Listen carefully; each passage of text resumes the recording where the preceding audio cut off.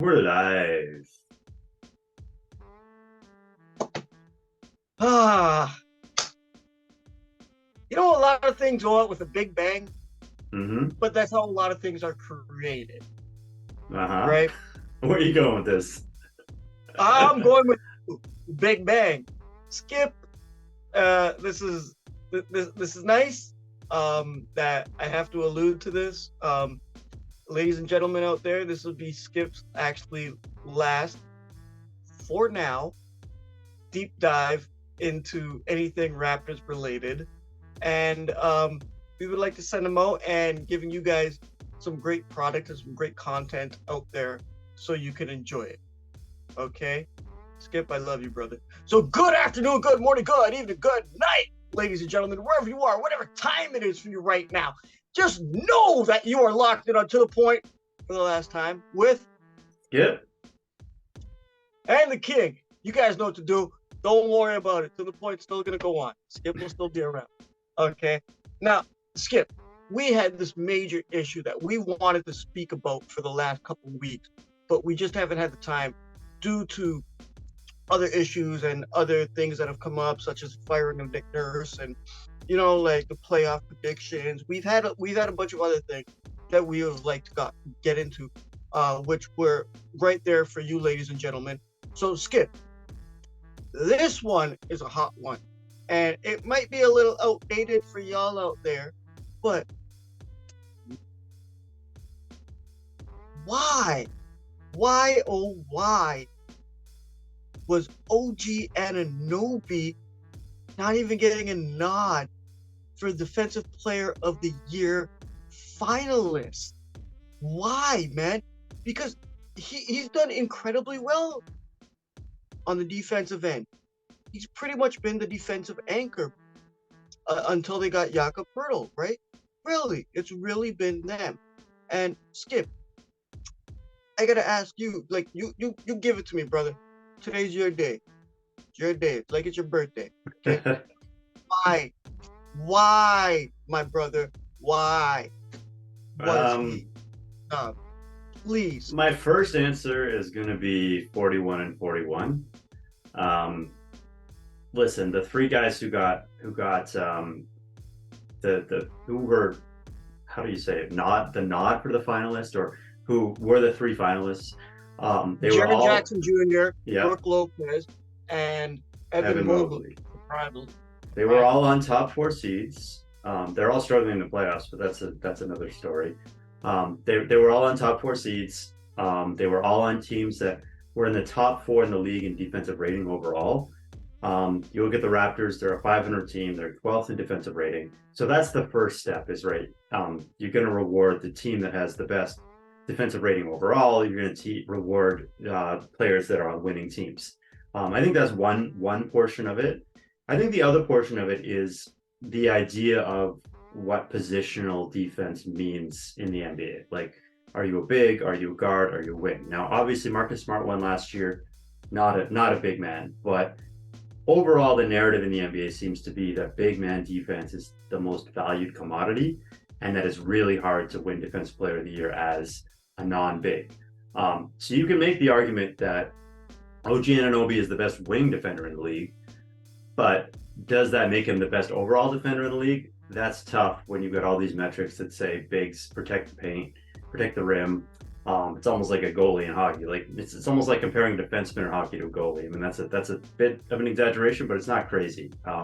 So yeah, I think there's a few things going into it. Why he was kind of snubbed. I think he did really raise his profile this year in terms of the national media in the States. People started talking to him a little bit, talking him up a little bit as a Defensive Player of the Year. I think if he gets snubbed up on all defense, that will be a true snub. I think he really needs to get one of those 10 spots in the all defensive teams. That would be kind of a nice starting point to maybe a future Defensive Player of the Year. Yeah, but I think as much as I was a little bit annoyed that he wasn't even in that kind of top 3, top 4 conversation. He finished 7th, which is not terrible. That's notable. But 7th with only 1 second place vote, 5 third place votes. Like, it was a pretty distant 7th.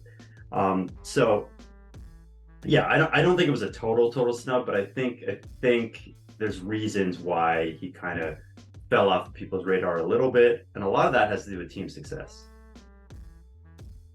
You know what, Skip? I think the reason, like, before we get into the numbers and everything, I think one of the actual reasons, and I'm gonna go off a little bit here, I've been harping on this in the last 4+ years that we've been doing this, and it's gonna continue. But I have been saying, like, it's the way the treatment of the Toronto Raptors as a Canadian team, right, from the American media, because when you look at it, it's a lot of those votes come from the media and mostly American people, and Toronto is not on their radar. Like, I hear what you're saying with the 41 win team. Okay, yeah, finishing at 500, I get it. You don't get looked at, right, if you're not in the top. But at that, say, on the flip side to that coin, there is, like, if you are a 41 win team and you have one player who is amazing at defense, right? And especially like that should shine out. And not to mention, you just said about him being a wing player, like, the bigs and whatever, right? But him being a wing player, when you look at the best players in the league right now, right? Most of them are wing players. You need a wing defense, and he actually has shit to do. Right? You need wing defense, but the idea is that rim protection is more important overall than wing defense, is the argument. Yes, but I'm trying to explain that, like, if like you have Kevin Durant scoring 35, you know what I mean? Like, you need a defensive wing player, right, in order to combat that and possibly overtake that and get that win, right? Mm-hmm. Battle them, right? I think that it's so, like, he's so under the radar with this, and I do believe it does have a lot to do with the American side of it, because let's face it, no disrespect to my American friends out there, and especially my family, right? But y'all kind of live in a bubble, and when it comes to sports, you don't look at outside of your country, right? And now Toronto is on the door knocking in, right? Especially with the Raptors. And I don't Skip, that's my take. But I have to ask you a question. With the three finalists, Triple J, Lopez, and Mobley, right? maybe at least he got named for something, not Rookie of the Year last year. Scotty, where do you see OG, like, realistically falling in with them, despite even though he did lead the league in assists per game, assists in total. Assists. I mean, no, sorry. Steals. Steals. Yeah. My bad. I'm trying to assist you. Okay, but despite him leading the league in all that category, right? Where do you see him lining up with those other players? Well, yeah. So I think it's just not an apples to apples comparison, right? Because all those guys, again, they're bigs, they're fours, they're fives. They do a lot of rim protection. They're just a little bit sort of different stylistically players. The thing with OG, right, is OG, he's not necessarily the very best. I mean, he's great in transitioning, in forcing steals. He's not necessarily the very, very best defender in any one way, but what he is he's the most well-rounded defender potentially in the league. One of them, at least, in terms of forcing turnovers, getting a decent number of blocks, getting a solid field goal percentage defended against, right? I looked him up. So his field goal percentage against was 45.9% this year. That means he made every team in the league shoot like the Raptors against him, which is, I mean, we all saw how the Raptors shot last year. It's not very good. I did a quick count. I think that's about 17th in the league amongst high percentage players, but it was by hand, so don't take that as gospel, but kind of sort of top 20 in that category. Then you got his tops in sports and steals. He's not super high in blocks, but if you look at the blocks list, a lot of the guys who have more blocks than him are bigs. A lot of guys who have more defensive win shares than him are bigs. Again, like he's 30th, 40th in some of these lists, but I think that doesn't get the whole picture, right? Because then you look at things like matchup data. I don't have an up-to-date matchup data list in front of me, but the one that I saw was from the beginning of April, and at that point he had the 9th hardest matchups in the league. So that means he's guarding the best players in the world, right? So you look at the guys ahead of him, they're basically guys who are already in this conversation. You're like Dylan Brooks, I think Drew maybe was on that list. Let me just double check right now if I got it open. Especially when you're guarding like players like KD and stuff. Jaden McDaniels, Lou Dort, Herb Jones, Caruso, all these guys that are really lauded for their defense are kind of the guys who get slightly more difficult matchups than OG, but he's right up there. And you look at all that stuff and some, like even the field goal defense thing that I just described, I mean, that doesn't take into account the matchup difficulties. So when you kind of combine the whole package together, you get a guy who's a really versatile defender. The other thing is he is one of the most versatile defenders in the league. Again, I didn't see an up-to-date stat on this, but the stat I saw said that he defends every position at least 10% of the time, and every position outside of center basically 20% of the time. So he's guarding basically whatever position the other team's best player plays, he's guarding that guy. So that's going to bring down your numbers a little bit across the board. But what the whole package is this very versatile, very good defender in all aspects of the game. So he doesn't really have any defensive weaknesses, and he has some serious strengths. But when it comes to defensive player of the year, maybe you reward the guy who's really, really good at one thing, like rim protection, and you don't reward the guy who is really, really good, like pretty damn good at everything. Perimeter. Yeah, well, just not perimeter, just everything, right? Like I'm talking transition, forcing transition, rim protection, keeping people to a low field goal percentage. All the aspects of defense, OG excels at all of them. But yeah, he might not be the very, very best at one or the other, if that makes sense. You know what, Skip? I like what you just said there, because he is absolutely phenomenal. By the way, I'm gonna go. I really wish I could go buy stakes in the local soccer team. Kudos to him. Mm-hmm. Good for him this offseason. Great for him. Like I would love to put some money in Toronto FC, but he has shown how well he can play on defense, and I love what you said that it's not really showcased because he's doing all of the little things, right? What was that song? All the little things. Anyway, he's doing all. It's not just the little things. He's doing the big things. I'm just like, if you're the 30th best defender in one aspect, that's still really damn good. Like, if you're the 40th best defender in this other aspect, that's still really damn good. If you're 20th in this other metric, that's great. If you're first in this other metric, that's great. Across the board, he's a very, very good defender. Anyway, go on.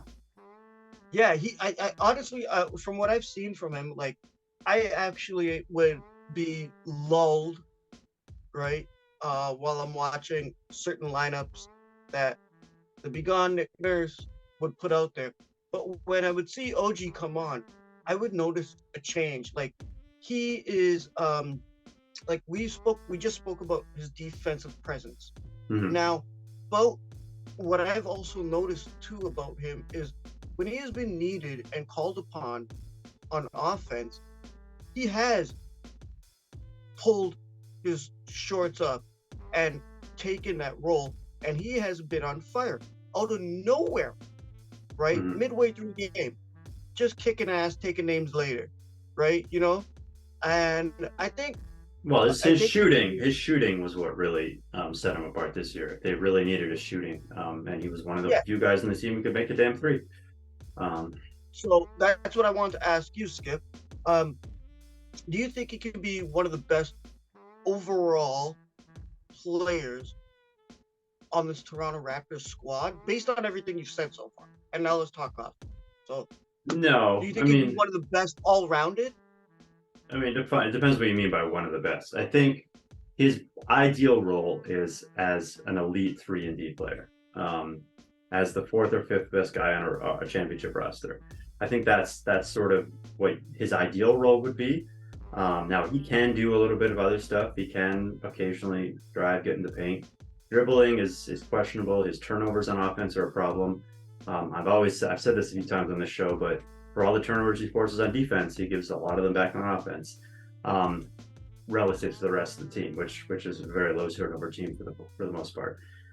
No, I think he's a valuable asset offensively in the right role, in the right spots, picking his spots, yada yada yada. But his value comes from being this lockdown defender who is not a liability on offense, right? He's good at what he does on offense. He's not one of these guys like you saw in the you're seeing in the Memphis series, right? People are saying like they should pull Dylan Brooks off the floor because he can't score. Like he's a good defender, whatever. He's a tough troublemaker, I guess you want to say, but he's an offensive liability. Now, OG Anunoby is not an offensive liability. That said, I don't think he's a number one. I don't think he's a number two. I don't really think he's a number three. But as a 4 or 5, he's great. As a fourth or fifth option, it opens up the floor with him. And based on what you just said about Dylan Brooks comparison, Ron Harper, Dennis Rodman, championship squad. But when it comes down to OG, I guess he is opened up to capitalize on these opportunities when, the defense is looking at Pascal, Freddie, Scotty, right, on the opposing team. They're looking at these guys, right? And it opens him up. So I think he can flourish with that. So I kind of agree with you that him at the fourth or fifth spot on scoring, I guess that does make sense. Oh, not to mention Gary Trent as well, right? But I think he does have, I'll say it, ladies and gentlemen, Skip's last one, a shit ton of potential, right? Honestly, I really do think so. Like, I got a lot of faith in this guy. I will be heartbroken. I will be more heartbroken if he parts ways with the Raptors than I was with Yuta Watanabe. I mean, that as you should be. I think there's a great chance he's getting traded this offseason. Maybe not a great chance. There's a good chance he's getting traded this offseason. And that will be a sad day for a lot of Raptors fans, because he's an integral piece of what they were doing. He's such a nice, useful player. And that's why he might be traded, right? It's not because they don't value him. It's because he's the guy. If they're gonna do a hard reset, he's the guy who can probably pull back the most value. And I think probably, assuming he makes an all-defensive team this year, whether he's back with the Raptors, whether he's doing it with another team, I think he could build on that and win Defensive Player next year. Again, provided he's on a team that is in the upper tier defensively, that is a contender, or on paper contender, because as we saw, all the quote-unquote defensive contenders this year are going down in flames in the first round. But yeah, I think he could launch. I think going from never having made an all-defensive team to being number one in Defensive Player of the Year was always going to be a big leap. I know I put money on it at the beginning of the season, but it was a bit of a long shot at that point. I think he's gotten himself into that conversation now. I think people are aware that OG is hanging out as this elite defender who can, who is kind of like going to be on people's radar next year as a potential Defensive Player of the Year. But he's got to be on a team that's better, that's more functional, that kind of can prop up the defense around him. It's better to be the best defender on a great defensive team than the best defender on a mediocre defensive team. And now, obviously, there's lots of different reasons for why the Raptors were the way they were. They were kind of a gimmick team this year. Put him on a traditional team, it'll be really interesting to see what his steals numbers do, right? If he goes on a team that plays more traditional defense, do his steals numbers come down? Does his field goal percentage against go down because maybe he's holding his position more? I mean, he can do both very well, but maybe in a slightly different system, his strengths will be augmented in slightly different ways. So I think. Go on. Yeah, I think this is a platform year for him. I think as a 25-year-old, he's just about reaching his peak now. And I think if we want to see this Defensive Player of the Year on the resume, it's going to come in the next 2 or 3 seasons. That's what I was going to allude to. Now, do you think that because of you and I, and many Raptors fans out there, you lovely ladies and gentlemen, you know, we've talked about how Nick Nurse, like we've questioned his positioning of certain players and the lineups, right?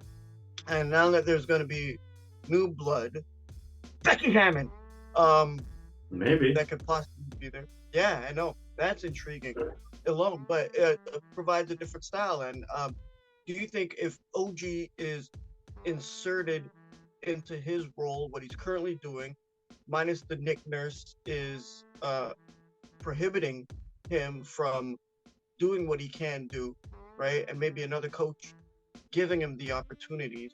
Do you really think? I think you just said it, but do you think he can win DPOY next year?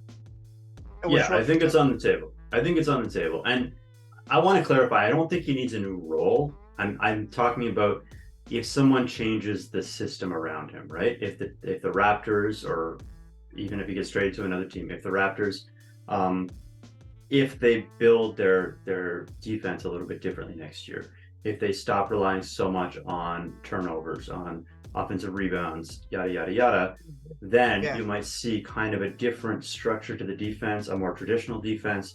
And it will be interesting to see how he excels in that role, because I still think he's going to force turnovers. I still think he's not someone who's making crazy gambles. It's just I wonder if maybe that would augment some of the other stuff he does a little bit more, make his numbers a little bit pop off the page just a little bit more, because his numbers are very good. Don't get me wrong, but they don't jump off the page. You know, you look at his defensive win shares, he's like 30th in the league. You look at his defensive box plus minus, he's like 40th in the league. I might be getting those switched up, but regardless, he's outside the top 20 in these stats. And I think a lot of that is sort of measuring team performance, not necessarily measuring individual performance. So I think maybe if team plays a little bit differently, it will be interesting to see how that brings out the best in OG. I agree with you 100% on that one. But that's something that we're gonna have to watch, and you're gonna have to come back on next year when OG wins DPOY. Oh my goodness, Skip! If he wins Please DPOY, I'll come make a back. cameo. You're right. I'll make a cameo. We'll make it work. You better come back for the playoff predictions because I'm kicking your ass on this one. Um, but Skip, I got nothing but love for you, man, and I hope well, we'll talk about this another time. But ladies and gentlemen, the one and only Simon Broder, aka Skip, aka my brother, the Pau Yeah. Gasol, my Kobe. Okay. Yeah, Ladies and gentlemen, we'll probably drop one more video just explaining a little bit more behind this. But yeah, this yo, we can is have a little bit of fun. yeah, And ladies and gentlemen, before you think anything weird, there is no bad blood. We're good. yeah, yeah, We got nothing but love for each other. for Right? sure. Okay, we'll get into that in our next episode. Skip, you better be back for that next episode. Um, but yeah, ladies and gentlemen, thank you for enjoying all of Skip's content, all of his deep dives, all of his breakdowns, all of his articulation hmm of the English language, right? And breaking down some words that y'all might want to go on your phone and like Google because you don't know what the hell he said. But we appreciate it. Skip, last words on your full video. Let's go. Well, it's been a pleasure the last 4 years. I've learned a Save lot. all the sentimental shit for Yeah, the we'll next. save the sentimental shit for later. But yeah, there's some stuff going on behind the scenes. We're not going to get into that. But I need yeah, I'm honored to have been on the show this long. Anyway, all right, we'll save that all for All later. right. So, on behalf of myself, Skip, and the To The Point family, good afternoon, good morning, good evening, good night, and Peace.